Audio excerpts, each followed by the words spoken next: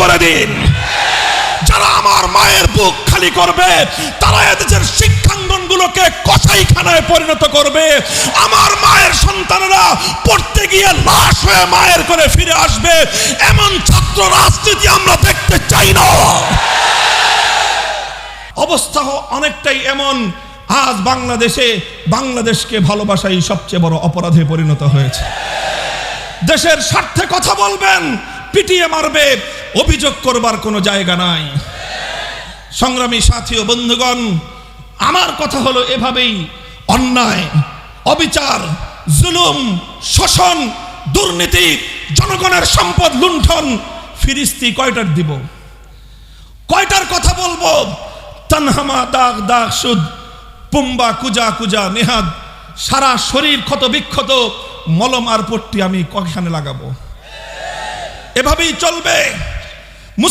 মুসলমানদের জনপদ, মুসলমানদের দেশ যতদিন পর্যন্ত কোরআন সুন্নাহ খেলাফতে রাশেদার শাসনের দিকে ফিরে না যাবে, গণতন্ত্র দিয়ে মুক্তি আসবে না, সমাজতন্ত্র দিয়ে জনগণের অধিকার প্রতিষ্ঠা হবে না, কোন তন্ত্রমন্ত্র জাতির মুক্তি আনতে পারবে না।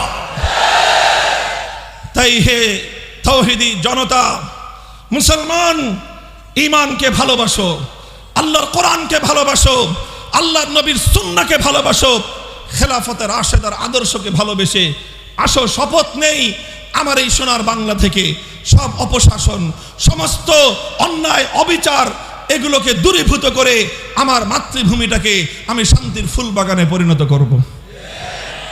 মুহতারাম হাজিরিন, আমি আবার কোরআনের সেই আয়াতের দিকে পুনরাবৃত্তি করছি।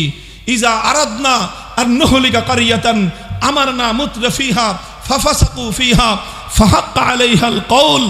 যখন এভাবেই নবীর বিরুদ্ধে কটূক্তি হয় ব্রাহ্মণবাড়িয়ায়, যখন এভাবেই নবীর বিরুদ্ধে কটূক্তি হয় বোরহানুদ্দিনে, যখন এভাবেই আবরার ফাহাদরা নিহত হয় বুয়েটের মাটিতে, যখন এভাবেই নুসরাতরা নিহত হয় এই বাংলার জনপদে, যখন এভাবেই ফেলানিরা ঝুলে থাকে আমাদের সীমান্তের কাঁটাতারে, একটার পর একটা যখন এভাবে অন্যায় ঘটতে থাকে, তার প্রতিবাদ হয় না, তার প্রতিকার হয় না, তখন সর্বশেষ আসমান থেকে খোদার গজব নেমে আসে।